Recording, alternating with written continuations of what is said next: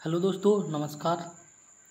दोस्तों, आज हम बात करने वाले हैं मेंस में जो गलतियां करते हैं तो उन गलतियों को ध्यान में रखना है और मोस्टली किस प्रकार की गलतियां करते हैं उन सभी गलतियों से बचना है। मैंने ये वीडियो बनाई है विद प्रूफ के साथ। तो एक बात और बता देता हूँ, यहाँ पे जो पीडीएफ बनाई है मैंने तो इसका नंबरिंग जो है आगे पीछे हो गया, तो इसको आप अवॉइड करना। एंड हम बात करते हैं शुरुआत से, ठीक है।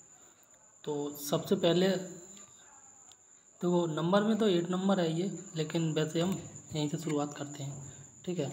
तो मेंस जब आंसर राइटिंग लिखते हैं उस समय कौन कौन सी छोटी छोटी गलतियां होती हैं और उन गलतियों से बचा जा सकता है, ठीक है। तो कैसे हमें बचना है और इसके साथ किन किन सावधानियों को बरतना है, तो इन्हीं सभी बातों को हम ध्यान में रखते हुए इस वीडियो को बनाया है। तो दोस्तों, अगर वीडियो अच्छी लगे तो प्लीज़ वीडियो को लाइक करें, दोस्तों में शेयर करें और चैनल को भी सब्सक्राइब कर लें इसी प्रकार की वीडियो देखने के लिए। तो यहाँ सबसे पहले बात की गई है कि डायग्राम छोटा बनाएं, ठीक है। डायग्राम को आपको छोटा बनाना है और आगे लिखा है कि तभी बनाएं जब ज़रूरत हो। कहने का मतलब है कि आप मेंस में पूरी कॉपी को डायग्राम से नहीं भर देना है कि हर क्वेश्चन में डायग्राम, हर क्वेश्चन में डायग्राम, ठीक है। ऐसे नहीं करना है, ठीक है। और डायग्राम को आपको तभी बनाना है जब आपको लगे कि हाँ यहाँ पे ज़रूरत है, ठीक है ना। तो इसके साथ डायग्राम आपको जो बनाना है तो वो डायग्राम छोटा बनाना है। ऐसा मत करना कि पूरी कॉपी में डायग्राम बना दिया और राइटिंग में कुछ भी ना लगा। तो मान के चलते हैं आपकी ये कॉपी है, ठीक है। एक सेकंड, चलो यहाँ पे बताता हूँ मैं आपकी। एक सेकंड,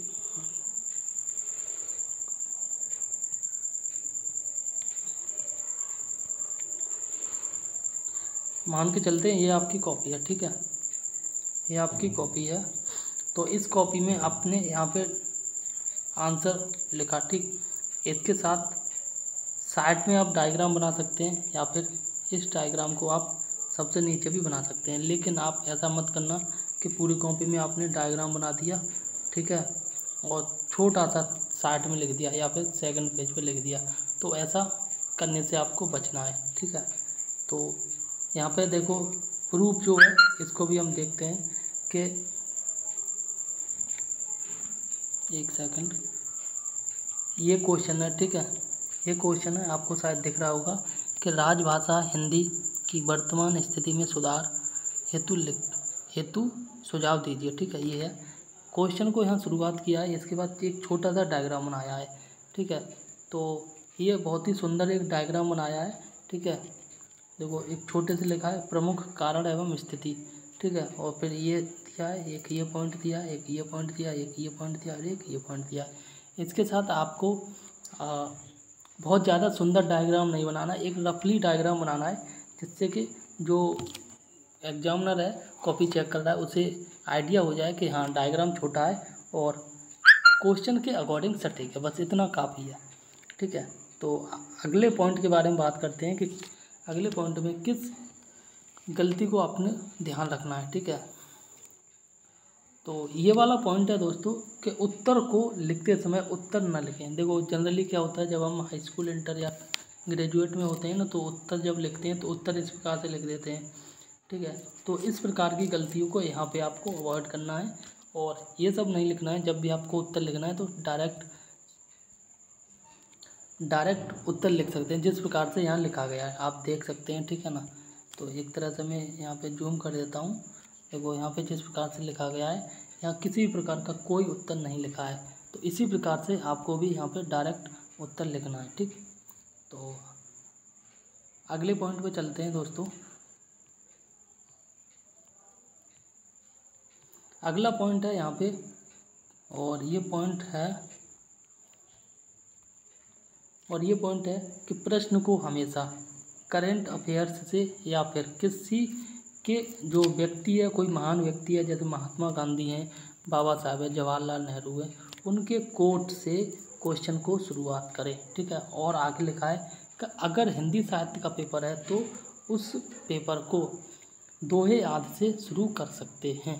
ठीक है, तो इस प्रकार से मान के चलते हैं आपका जीएस पेपर 1 है, जीएस पेपर 1 है और जीएस पेपर 1 में कोई टॉपिक से क्वेश्चन आया। ठीक है, और उसी टॉपिक से रिलेटेड करंट में कोई न्यूज चल रही है, करंट में कोई न्यूज चल रही है, तो उस करंट अफेयर का आपको सबसे पहले कोट करना है। ठीक है, इसके बाद आपको अपना क्वेश्चन शुरू करना है। ठीक, चलो एक मान के चलते हैं कि अब हालांकि अभी तो कोविड-19 निकल गया है, मान के चलते कोविड-19 से संबंधित कोई क्वेश्चन है। ठीक है, और कोविड-19 के 1 मिनट के लिए मान लेते हैं कि अभी कोविड-19 के केस चल रहे हैं, तो सबसे पहले आपको कोविड-19 के बारे में समझाना है, बताना, उसके बाद आपको क्वेश्चन को शुरुआत करना है। ठीक है, तो इसी प्रकार से मैंने यहाँ पर एक प्रूफ भी दिया है, तो आप देख सकते हैं। यहाँ पे देखो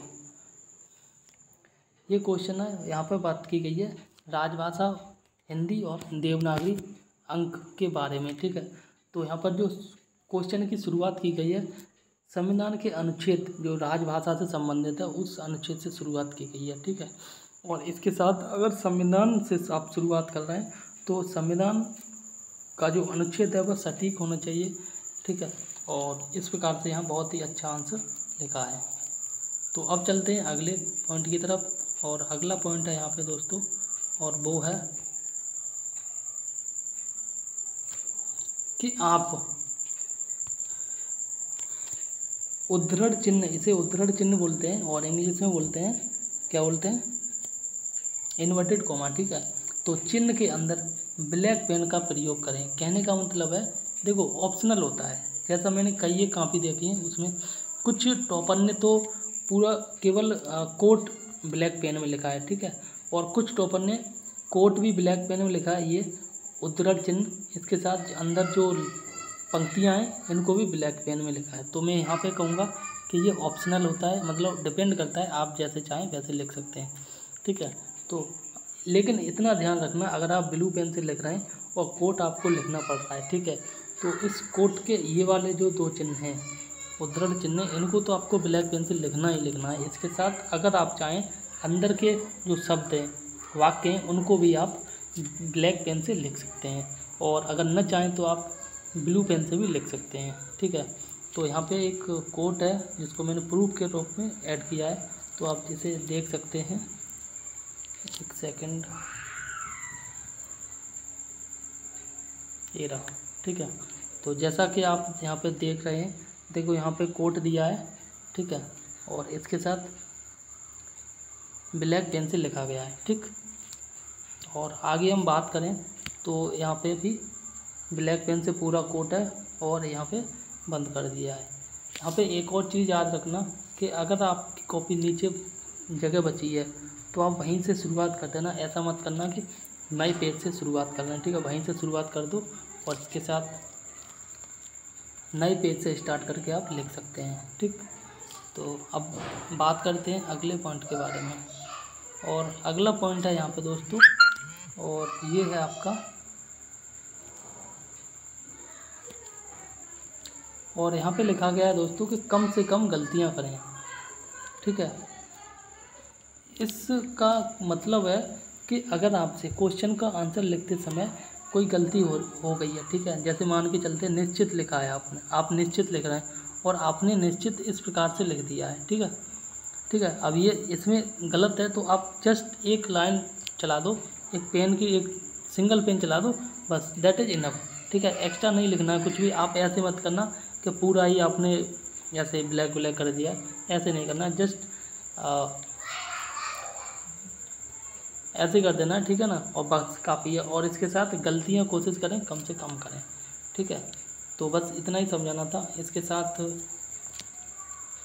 अगला पॉइंट है यहाँ पर कि हेडिंग को बॉक्स में लिखें। ठीक है, हेडिंग को जब हम लिखते हैं तो बॉक्स में लिखें, और आगे लिखा है कि या हेडिंग को अंडरलाइन कर दें। ठीक है, हालांकि कई तरह से लिख सकते हैं हेडिंग, ऐसा नहीं है कि आपको बॉक्स में ही लिखनी है या अंडरलाइन करनी है। ठीक है, तो यहाँ पे मैंने कहा है कि अगर आपको कोई हेडिंग लिखनी है मेंस में तो इस प्रकार से आप लिख सकते हैं। ठीक है, इस प्रकार से लिख के और आपने डब्बे में बंद कर देनी है, या फिर आप जस्ट एक हेडिंग के नीचे एक अंडरलाइन कर देनी है आपको, ठीक है। तो ये काफ़ी अच्छा होता है।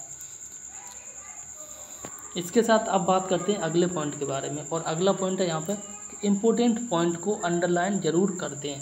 कहने का मतलब है यहाँ पे कि आपकी ये कॉपी है, ठीक है, और आपने इस प्रकार से लिखा है, कई जगह लिखा है, मतलब पूरी कॉपी फिल की है, और इसमें से आपके कुछ पॉइंट इम्पोर्टेंट हैं, ठीक है।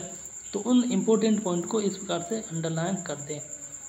और पूरी कॉपी को अंडरलाइन नहीं करना है, मान के चलते पूरी कॉपी है, उसमें से आपके 4-5 शब्द कुछ ऐसे हैं जो महत्वपूर्ण हैं, ठीक है।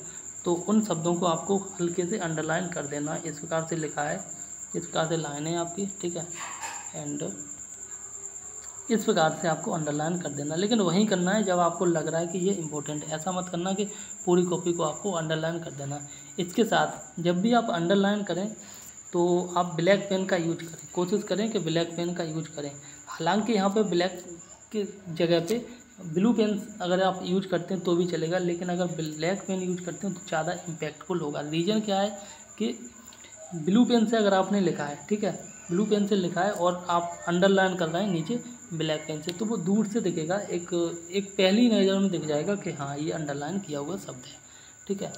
तो आगे चलते हैं। यहाँ पे अगला पॉइंट है कि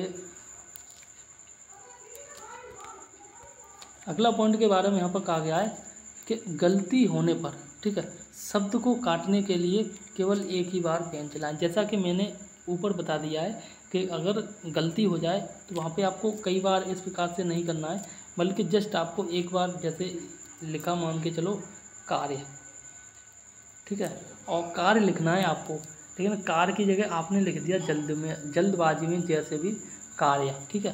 तो आपको केवल एक पेन चला देना है इस प्रकार से, एक सेकंड में पेन चेंज करके इस प्रकार से आपको एक पेन चला देना, बस इतना काफ़ी है। और कोशिश करें कि दूसरे पेन से चला दें। अगर आप ब्लू से लिख रहे हैं तो ब्लैक से चला दें, और ब्लैक से हेडिंग लिख रहे हैं तो ब्लू से चला दें, ठीक है ना। तो यहाँ पे एक प्रूफ भी है, देखो यहाँ पे मैंने प्रूफ ऐड किया था, हाँ ये रहा, छोटा सा, देखो ये रहा, निश्चित लिखा है, और निश्चित यहाँ पे थोड़ा सा इन्होंने ना पूरा लिख दिया था, तो जब इन्होंने काटा है तो केवल जस्ट एक लाइन चला दी है बस, ठीक है, पूरा नहीं काटा है, इस प्रकार से नहीं किया है, ठीक है। और दोबारा से फिर निश्चित व वस्तुनिष्ठ अर्थ होना आवश्यक नहीं, तो आगे लिख दिया है, ठीक है। तो यही बात मैं बता रहा था कि जब भी कोई गलती हो जाए, क्योंकि ह्यूमन एरर है तो हो जाती है, कोई दिक्कत नहीं है, लेकिन हाँ गलती होती है तो आपको बहुत ज़्यादा काट पीट नहीं करनी है कॉपी में, ठीक है। इसके साथ अगला पॉइंट है, और ये पॉइंट है दोस्तों कि कोशिश करें कि लेखन कला साफ हो और सुंदर हो। कहने का मतलब है जो आपका राइटिंग है तो वो राइटिंग दोस्तों बहुत ही सुंदर हो और साफ हो। कहने का मतलब है कि जो एग्जामिनर है वह आपकी कॉपी अगर चेक कर रहा है तो वो आसानी से पढ़ सके, ऐसा ना उसकी 4 आंखें और चारों आंखें कमज़ोर पड़ जाएं आपकी राइटिंग समझने के लिए या पढ़ने के लिए, ठीक है। तो और एक और चीज़ बता देता हूँ कि राइटिंग अगर आपका अच्छा है तो राइटिंग के नंबर आपके नहीं कटने वाले हैं, ठीक है। और वहीं आपका राइटिंग ख़राब है, समझ में ही ना आ रहा है, तो वहाँ पे आपने कितना भी अच्छा कंटेंट लिखा हो लेकिन उसके नंबर आपके कट जाएंगे। तो अगला पॉइंट है दोस्तों, और ये पॉइंट है आपका कि सब हेडिंग क्या है, सब हेडिंग को 1 2 3 का खा गा, यहाँ टा की जगह का होना चाहिए, ठीक है, का खा गा स्टार बना सकते हैं इस प्रकार से, या फिर ठीक है डॉट का भी यूज कर सकते हैं, डॉट का यूज कर सकते हैं इस प्रकार से, एक मोटा सा डॉट बना दे, हल्का सा मोटा सा बना दे, या फिर आप इस प्रकार से भी बना सकते हैं, ठीक है ना। तो कहने का मतलब है, देखो मैं पहले प्रूफ दिखा देता हूँ आपको, प्रूफ दिखा देता हूँ कि एक सेकंड जो नहीं हो रहा है, जैसे कोई आपने हेडिंग बनाई है, ठीक है, और हेडिंग बनाने के बाद आपको सब हेडिंग में कोई पॉइंट लिखने हैं 3 4 5 6, तो वो हेडिंग में आप इस प्रकार से लिख सकते हैं, ठीक है। नंबरिंग कर सकते हैं, नंबरिंग में मतलब ये वाली नंबरिंग कर सकते हैं 1 2 3, ठीक है। इसके साथ रोमन वाली गिनती आती है 1, और आई वाली गिनती जो होती है ना, ये वाली गिनती भी लिख सकते हैं। आप चाहें तो का खा गा घा ये भी लिख सकते हैं, और इसके साथ आप कुछ भी ना करें, अगर आप ये सब ना करने चाहें तो आप स्टार बना के अगला पॉइंट, स्टार बना के अगला पॉइंट भी कर सकते हैं, या फिर आप इस प्रकार से भी कर सकते हैं। और जो भी आपको सुविधा या जो चीज़ आपकी प्रैक्टिस में है उस प्रकार के चिन्ह भी बना सकते हैं। इस प्रकार से भी आप बना सकते हैं, ठीक है ना। या फिर आप चाहें तो इस प्रकार से भी एरो बना के लिख सकते हैं, ठीक है। तो वही मैं बता रहा हूँ आपको, ठीक है। And I think this is last, ठीक है। तो ये कुल मिला के 10 पॉइंट थे जो मैंने आपको बताए कि इस प्रकार के गलतियाँ नहीं करनी है आपको मेंस की आंसर राइटिंग लिखते समय। तो दोस्तों अगर वीडियो अच्छी लगी तो प्लीज़ वीडियो को लाइक कर दें, दोस्तों में शेयर कर दें, और हाँ, चैनल को सब्सक्राइब करके वीडियो को शेयर कर दें, जिससे कि इस प्रकार की वे लोग गलतियाँ ना करें जो अक्सर गलतियाँ करते हैं लोग। तो दोस्तों तब तक के लिए नमस्कार, जय हिंद।